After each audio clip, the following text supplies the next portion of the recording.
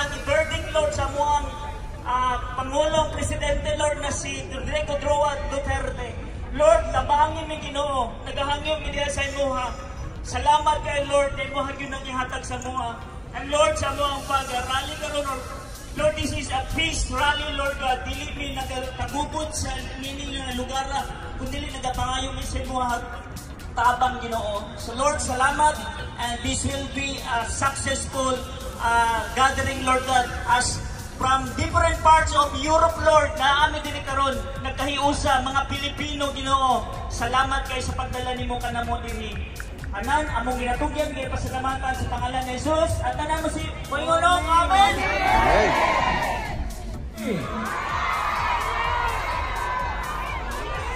Switzerland, Norway, Finland, Iceland, France, tapos na. France, Honduras, mayroon pa tayong Hawaii, USA. Last na. So, mabuhay tayong lahat! Mabuhay ang Pilipinas! Ibalik si Tatay Digong! Maraming salamat po. Bring Duterte home! Germany!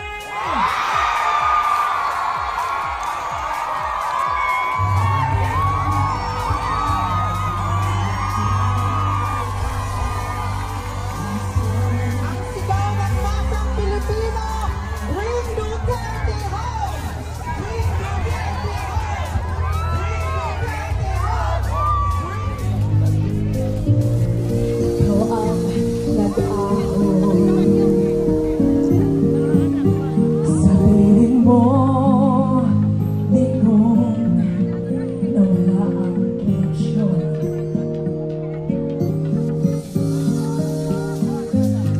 Tayo na Pilipinas, tayo na magbago. Hawak kamay tayo para sa pagkasenso. Ikaw at ako, tayong lahat ay Rodrigo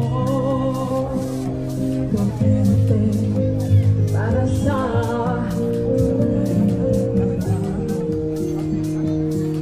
sa tunay na pagbabago. Duterte lang, ha? Masdan mo ang paligid, talamak mga krimen, rape, droga,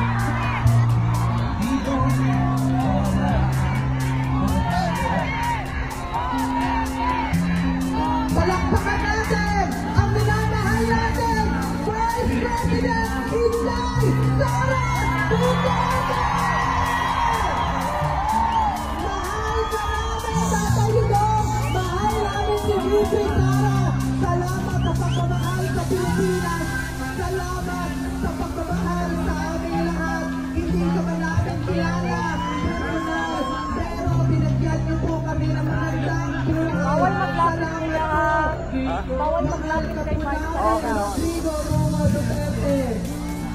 Pwede mo naman tayo mag-zoom at saka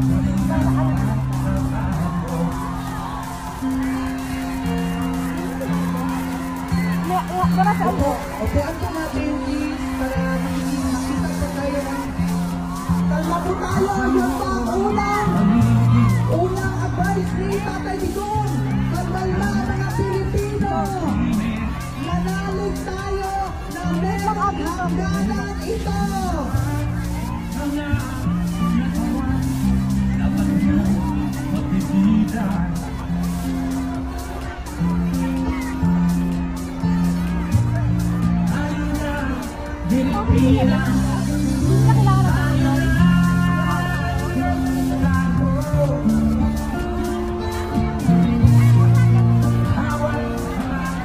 Once again, we acknowledge our beloved, the Vice President of the Philippines, Inday Sara Duterte! Duterte!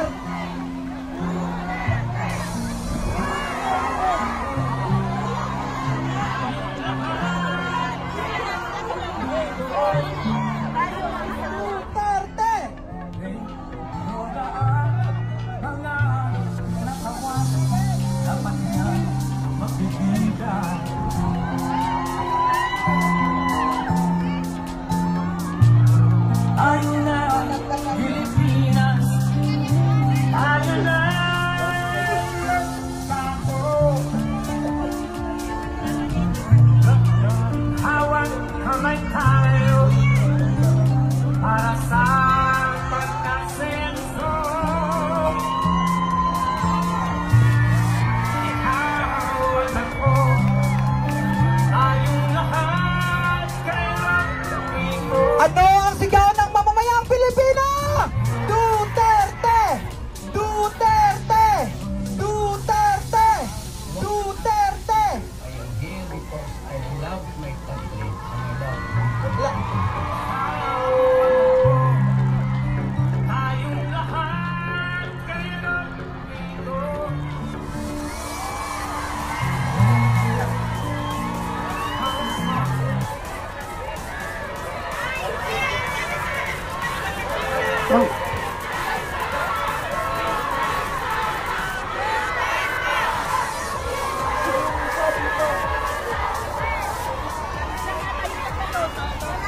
Magandang hapon sa inyong lahat. Unahin po muna natin ang ating pagpapasalamat sa Diyos dahil sa magandang araw na ito at sa safe na pagbiyahe ninyong lahat papunta dito sa The Hague, Netherlands. At syempre, dahil bumiyahe kayo papunta dito, ay mag-ingat kayo sa biyahe ninyo pauwi lahat sa inyong mga tirahan mamayang hapon.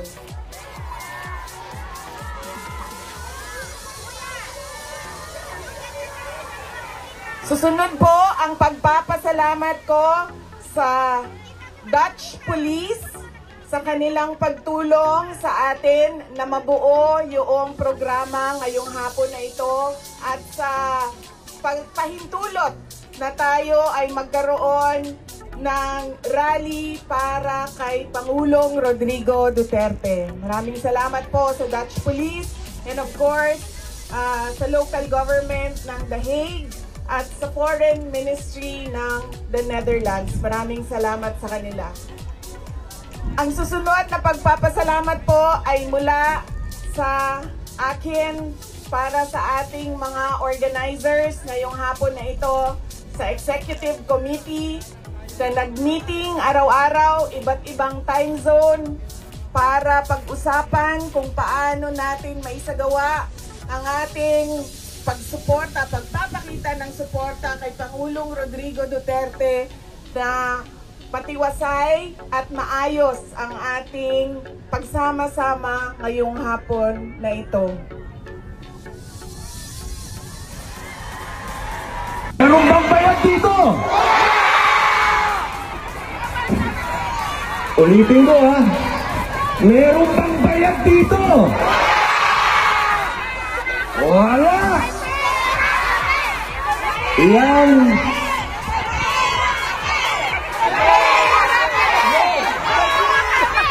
May pera kami! May pera kami! May pera kami! May pera kami! Ang sarap madinig mo yun. Merong mapera kami!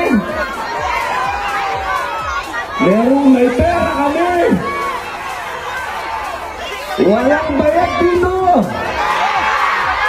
Lahat ito nagmamahal sa bansang Pilipinas! Alam nyo, mga mahal kong kababayan, nararamdaman ko ang nararamdaman ninyo dahil noong 2016, nung ako po ay nangampanya para kay Rodrigo Roa Duterte, sarili ko rin pong gastos. Ako po ay umikot dito, hindi lang po sa Europa, hanggang sa Middle East, Southeast Asia, nangampanya po ako, sarili kong pamasahe, sarili kong hotel.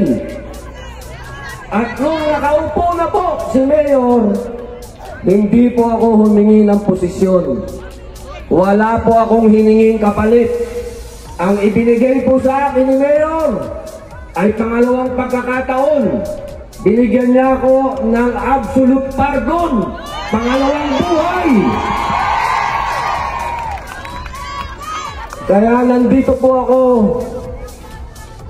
nakalulungkot mang sabihin, pero marami po sa mga kaibigan namin ni Mayor, kakilala na lang. Napakabilis pong makalimot.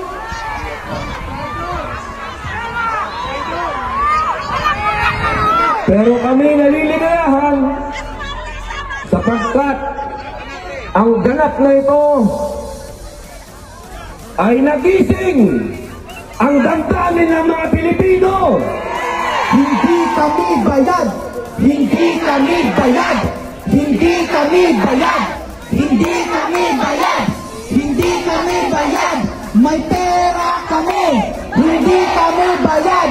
May pera kami! Hindi kami bayad! May pera kami!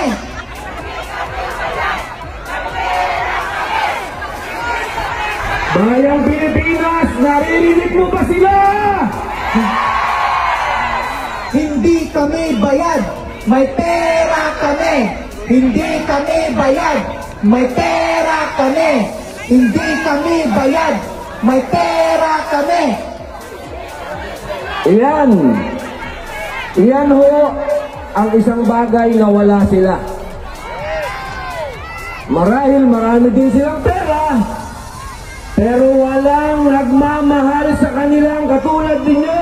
Duterte! Duterte! Duterte! Duterte! Duterte! Bilib talaga ako sa mga Pilipino dito. Ang init, napaka-init ngayon.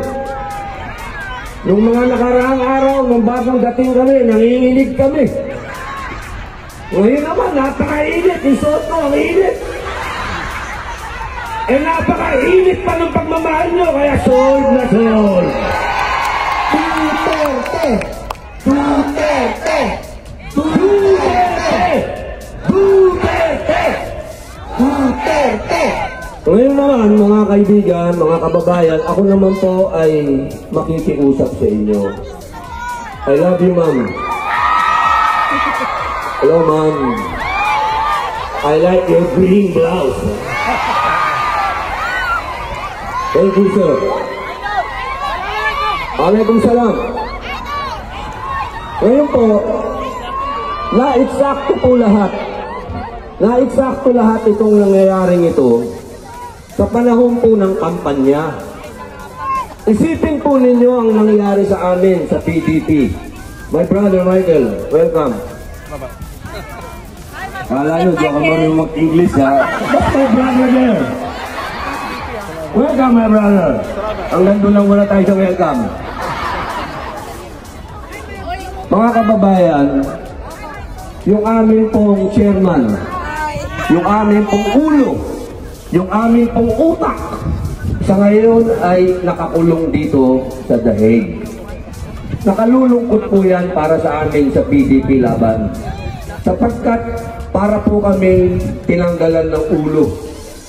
At alam naman po natin na sa Digong, kapag ka darating at magsasalita, ang tao dumadating kahit hindi sila payag. Kaya po ang problema namin ngayon sa Pilipinas, wala yung aming ulo. Pero nandito kami, sir. Kaya po, katulad ng iyong sinabi, lumalakas po ang loob namin sa PDP Laban kapag nakikita po namin kayo. Sana po yung pakiusap. I love you, ma'am. Alam mo, ma'am, sa totoo lang, gustong-gusto kong kumis. Kaya lang, binabanatan ako, binabash ako. Pumunta daw ako sa Holland para humalik. Pambihira mga tao yan. Pangit kasi sila.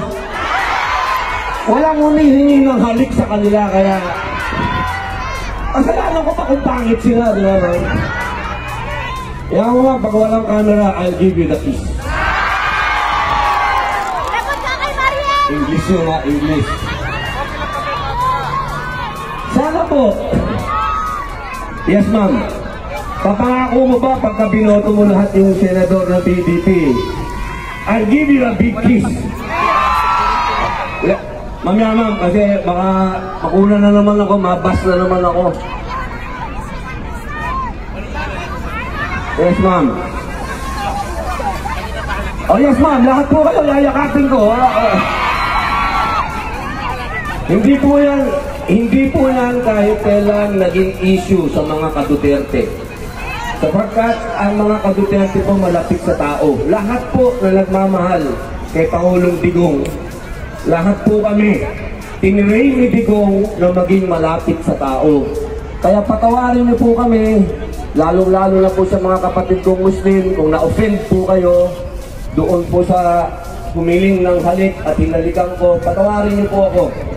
Pero wala naman pong mali siya yun, kung hindi, yun po ay yung kababayan natin, napakatagal dito, humingi ng kiss, hindi mo ibibigay, napakadamot mo naman. Ang bihira naman. Opo.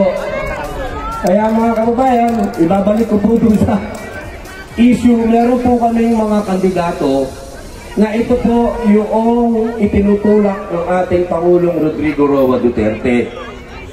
Ito pong mga senador na ito, hindi naman po ito basta-basta. Mga abogado po ang iba dito. Nandiyan po si Atty. Lambino. Nandiyan po si Atty. Rodriguez. Si Vic. Andiyan po si Atty. Marcoleta. Andiyan po si Atty. Bondok. Andiyan din po si Atty. Hillo. Andiyan din po si Pastor Apollo Kibuloy. Andiyan po si Kuya Philip Salvador. At nandyan po yung anak-anakan ng ating Pangulong Rodrigo Roa Duterte. Nandyan po si Bongo. At nandyan din po si Bato.